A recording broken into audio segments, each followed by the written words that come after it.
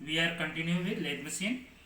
आगे हम चर्चा करते थे जो है ट्रेडल लेथ पे, और ये जो है छोटे छोटे कंपोनेंट को बनाने के लिए हम यूज करते हैं।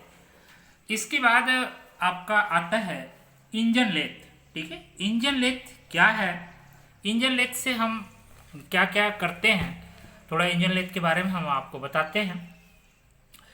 जो इंजन लेथ है ना, ये लेथ फैमिली में सबसे अधिक यूज की जाती है। कहने का मतलब है कि लेथ फैमिली का सबसे बेहतर जो है अगर लेथ माना जाएगा तो वो इंजन लेथ होता है। ठीक है, और इसी से पहले इंजन जो है कि इसी से पहले इंजन लेथ इसको जो है कि हम कहते हैं। और उस समय शक्ति संचालन का स्टीम इंजन से किया जाता था। देखो यही चीज मैंने अभी आपको पहले चर्चा किया था आपका, कि ये जो इंजन लेथ है ना, ये आपका बाद में चल के सेंट्रल लेथ में कन्वर्ट हुआ, क्योंकि जो स्टीम इंजन का आविष्कार इसी मध्य में हुआ था। जो 1300 से लेके जो है 1850 तक की जो कंडीशन थी, इसी के मध्य जेम्स वाट ने जो है आपका स्टीम इंजन का आविष्कार किया। और जब स्टीम इंजन का आविष्कार किया तो जैसे हमारा हैंड लेथ है या ट्रेडल लेथ है, ये सारी चीज़ों से हम मुक्त हुए। हम जो है कि स्टीम इंजन से इसको पावर दिए, और जब स्टीम इंजन से हम पावर दिए तो हम इसका नाम इंजन लेथ रखे। ठीक है, इसलिए इसको इंजन लेथ कहते हैं। ठीक है, कभी कभी आपसे पूछा जाता है, ऐसी चीज़ें जो है बहुत कम जो है कि आपको मिलेंगी, कि कई बुक्स आपको पढ़ने पड़ेंगे तब ये शार्ट बनेगा। तो प्लीज़ मैं आपसे ये आशा करूँगा कि इन सारे वीडियोस को आप थोड़ा सा समय अपने लिए दीजिए और देखिए। तो इंजन लेथ कैसे इसका नाम पड़ा और क्यों पड़ा, इंजन लेथ आगे चल के क्या क्या बना, ये सारी चर्चा मैंने अभी आपसे बताया। इसके बाद आपका आएगा जो है इसी ग्रुप में SS and SC center lathe. ठीक है, जिसको surface sliding and screw cutting lathe machine कहते हैं। सरफेस स्लाइडिंग और स्क्रू कटिंग लेथ ये अक्सर जो है कि आपके वर्कशॉप में आते हैं। ठीक है, आपके वर्कशॉप में जनरली छोटा वर्कशॉप है या बड़ा वर्कशॉप है, इस तरह की मशीन आपको आएगी, मिलेगी, क्योंकि ये सबसे पॉपुलर जो है कि आपकी लेथ मानी जाती है।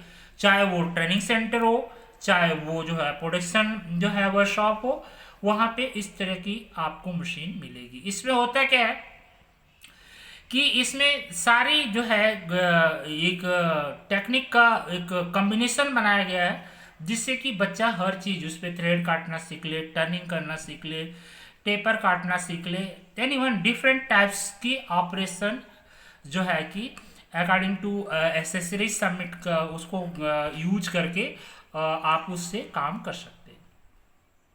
इसके बाद बेंच लेथ भी आता है। बेंच लेथ भी इसी ग्रुप में है, आपके सेंटर लेथ और इंजन लेथ की ग्रुप में ही आते हैं। ये भी छोटे और एक्यूरेट काम करने के लिए, परिशुद्ध काम करने के लिए किया जाता है।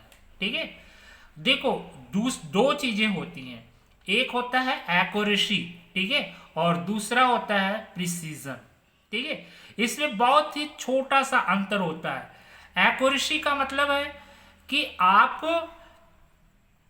किसी भी कंपोनेंट को कितना नजदीक आप पहुंच गए हैं। अगर ये 50 mm दिया हुआ है तो ये 50 mm से कितने नजदीक आप हैं, 49.98 या 9 जो है कि 0 यानी 1 कोई, मतलब इस 50 mm से कितना ये टारगेट दिया गया है, और इस टारगेट से आप कितना नजदीक है, ये जस्ट लाइक एक्यूरेसी है।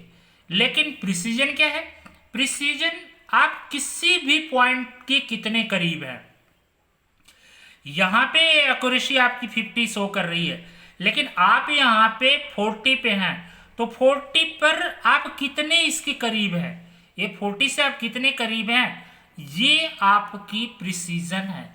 अगर 5 बार इसको मेजर करें तो 40.2, 40.2, 40.3, ये आप किसी भी मेजरमेंट के आप कितने करीब हैं, ये उसका प्रिसीजन शो करेगा, लेकिन एक्यूरेसी ऑफ टारगेट से कितना जो है करीब है, ये एक्यूरेसी शो करती है। तो ऐसी चीज़ों पर आप ध्यान रखना कि ये जो एक्यूरेसी है, ये एक्यूरेसी में काम करने के लिए हम इस तरह के बेंच लेथ यूज करते हैं। इसके बाद टूल रूम लेथ है। ये जो टूल रूम लेथ है, ये अक्सर आप देखे होंगे कि ये जो टूल रूम लेथ है, ये आपका जो है कि प्रिसीजन वर्क करने के लिए किया जाता है, जहाँ पे लैब एज ए लेबोरेटरी का काम करता है, जहाँ पे अधिक परिशुद्ध, ठीक है, अधिक परिशुद्ध में काम करने का मतलब है जहाँ पे माइक्रोन में काम होता है। माइक्रोन में काम करने का मतलब ये है कि जहाँ पे हमें एरोनॉटिक्स इंजीनियरिंग या आपके प्लेन से रिलेटेड काम, मतलब या आपके नेवी से रिलेटेड काम, या साइंटिस्ट से या मेडिकल साइंस से रिलेटेड काम करना हो, जहाँ पर कोई एक्सक्यूज ना हो, मतलब एरर का कोई एक्सक्यूज नहीं है, जीरो टॉलरेंस की बात अगर हो रही है तो हम टूल रूम की बात करते हैं। वहाँ पे कोई एक्सक्यूज नहीं है, जीरो टॉलरेंस है, अगर एक्सक्यूज हुआ तो बहुत बड़ा एक्सीडेंट हो सकता है। तो इन सारे चीज़ों को ध्यान में रखते हुए हम इस लेथ का यूज करते हैं। इसके बाद अब नेक्स्ट ग्रुप की हम बात करते हैं प्रोडक्शन लेथ की। तो प्रोडक्शन लेथ क्या है? प्रोडक्शन लेथ के बारे में हम आपको ये चीज़ बताया कि हमारा एक तरह से ये जो लेथ है, ये किसी भी इंडस्ट्री का बैकबोन है, ये रीढ़ की हड्डी है। आप प्रिसीजन में काम करो ठीक है, लेकिन प्रोडक्शन अगर नहीं हुआ तो फिर बाकी चीज़ें कैसे चलेंगी? तो प्रोडक्शन मशीन के लिए दो चीज़ें हमने यूज किया, दो मशीनें। पहला एक मशीन है हमारा कैप्शन लेथ, और दूसरा है आपका कैप्शन लेथ में आपको हम बताते हैं कैप्शन लेथ दूसरा क्या आएगा।